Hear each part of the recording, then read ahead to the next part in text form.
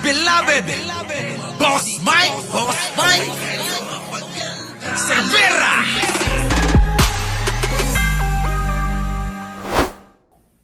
Yo, magandang umaga, magandang hapon at magandang gabi sa amandako ng mundo.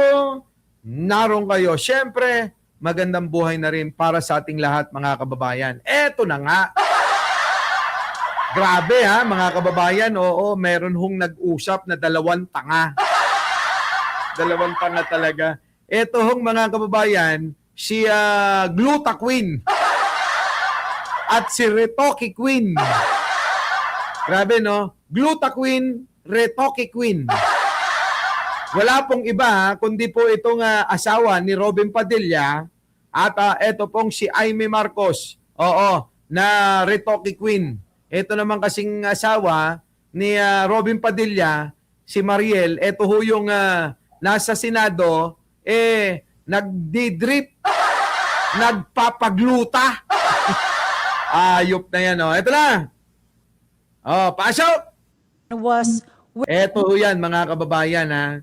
Pero bago natin ito umpisan, mga kababayan ko, sana'y huwag niyo hong kalimutan na mag-like, mag-share, at mag-subscribe. Opo, malaking bagay po yan sa ating channel. Yung pong kayo ay naka-subscribe. At syempre, pindutin nyo po yung pong bell button para ho lagi kayong updated. Pindutin nyo yung all para lagi kayong updated dito sa ating channel, mga kababayan. At syempre, mga kababayan ko, yung mga pagla-like po ninyo para daw parang pangkalat. Pero mas mabisa po yung pong kapag kayo nag-share, yung mas okay yun, i-share nyo sa mga kumare nyo, kumpare nyo, kapamilya ninyo, kakilala ninyo, ng mga DDS. Anyways, mga kababayan, eto na nga ho, si Mariel, mga kababayan, meron hong pinaglalaban. Natatawa ho ako rito sige, tuloy. Eto na nga ho, pinaglalaban niya Oo, dito sa podcast na itong dalawa na ito, si Mariel at saka si Aimee Marcos. Dapat ang title nito, mga kababayan, ang title nito, mga kababayan, alam nyo? Oo, si Gluta Queen at si Retokada. Oo, Retoki Queen. Pasok! Yung nag-uusapan nun was when I said that they don't deserve him. I'm talking about those who say bad things about him. Oy! Ito yung hindi daw natin deserve si Robin Padilla. At talagang nag-viral, dahil ang daming nag-react. Kung hindi daw tayo deserve ni Robin Padilla, talaga. Hindi talaga namin, ang sagot nila, hindi talaga namin deserve yung hayop na yan. Napaka-bobo Walang ginawa siya Senado. Nakita nyo naman, mga kababayan ko. Nakipag-away kay Kiko Pangilinan. Nataasan lang ng boses ng konti. Akala mo, hindi naman mataas ang boses niya. Parehas lang naman silang nagtaasan ng boses. Tapos, sakit na sakit, mga kababayan. Gustong manakit. Para lang nataasan ka ng boses na hindi naman sinasadya. Galit na galit ka na. Para lang maging relevant siya, syempre gagawin niya, maggalit-galitan. Pero hindi naman yan yung tinatalakay natin, Pero kung ang sinasabi ni Mariel, kung yung quality, yung kalidad ng isang senador na magiging deserve natin, hindi si Robin Padilla yon, Mariel. Hindi siya. Totoo. They do not deserve him. Okay? But there are so many people, the Muslims, the indigenous groups, ang daming people na umaasa sa kanya. Syempre. Kailangan ganito Itong mga, bubutong mga ito bakit kanyo? Bilang ikaw ay isang lingkod bayan, hindi lang yung may gusto sa'yo, ang dapat mong paglingkuran, tanga.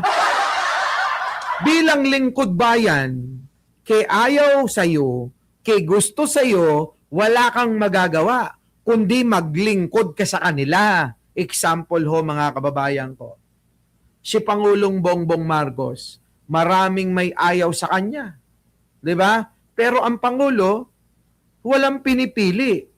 Nakita nyo mga kababayan, Davao City mismo, nagkaroon ng proyekto na pabahay para sa kanila. Yun po yung ibig ko sabihin, na kesyo ayaw sa'yo, gusto ka, wala kang magagawa dyan. Dapat ang serbisyo, pantay-pantay, hindi yung namimili ka lang. Pero yung sinasabi ni Mariel, dahil bobo nga ito, mga kababayan, paano daw yung mga may gusto lang at mga sineserbisyuhan ni Robin Padilla? At paano naman yung mga kritiko na katulad natin? So tayo, wala na. Kaya pala wala akong natatanggap na serbisyo at wala akong nakikita na serbisyo ni Robin Padilla. Kasi pinipili niya lang, ganun ba? Pinipili niya lang yung seserbisyuhan. Dahil kritiko ka, dahil ayaw mo sa kanya, wala ka. Hindi mo deserve siya. Bubu. Ito ho ay kabobohan, mga kababayan na katwiran. Uulitin ko, bilang lingkod bayan, kritiko mo man, basher mo man, ayaw man sa'yo, gusto man sa'yo, mahal ka man, galit man sa'yo, ay pantay-pantay ang serbisyo pagdating sa mamayang Pilipino. Maliho yung sinasabi ni Mariel dito. Diyos ko, eto ho yung wala kasing mga alam eh. Walang mga alam. Maniwala kayo. Kaya nga sabi ko sa inyo mas madunong pa ako kay Robin Padilla. Kaya ako'y tatakbo ho bilang senador sa 2028.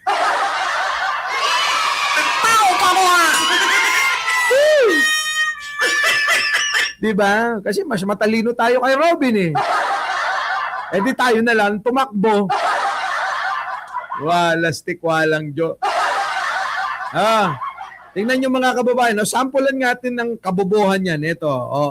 Ito. Marielo. Wala kang kasalanan, pare. At totoong naniniwala ka. Tingnan nyo mga kababayan. Kung totoong wala kang kasalanan, eka. Na ikaw ay malinis. Pare, lumabas ka dyan. Lumabas ka dyan. Pumunta ka doon kung saan yung nag-aakusa sa'yo. Kita nyo mga kababayan, nabaliktad Ito ay viral na viral eh. Yung sinasabihan niya, si Trillanes sa Senado, na lumabas daw siya. Oo. Ngayon nangyari kay Bato eh. Yung sinasabi niya, hindi ho niya pinalabas, prinotektahan at pinatakas. Ganyang kagago yan mga kababayan. Oo. Sabi ko sa inyo eh. Ay nako. Ay kayo na ho umusga. Sa mga sinasabi niyan. Sa sinasabi na itong gonggong na to. Balik tayo dito. Pasok.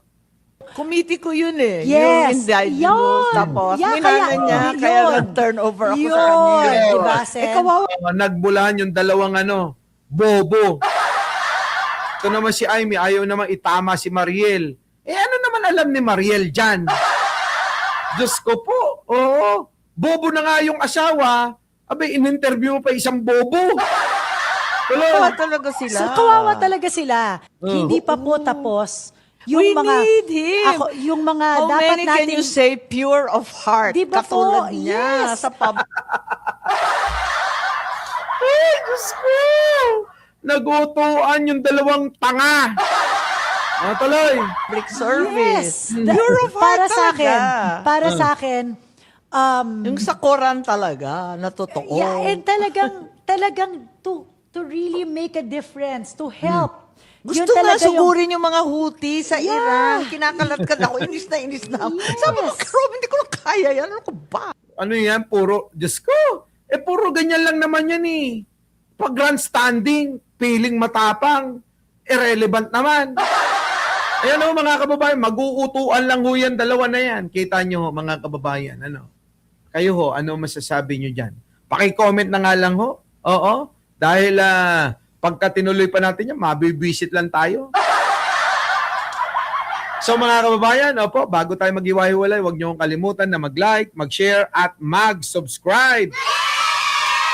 At syempre mga kababayan, paki-comment po lahat ng inyong nais at mga gustong sabihin, ang inyong mga pananaw, opinion, malaya po kayo sa comment section. Muli, ako po ang inyong lingkod, Mike Cervera po, laging nagsasabing, mahalin natin ang ating kapwa, pagdasal po natin lagi ang ating bansa. Maraming salamat po.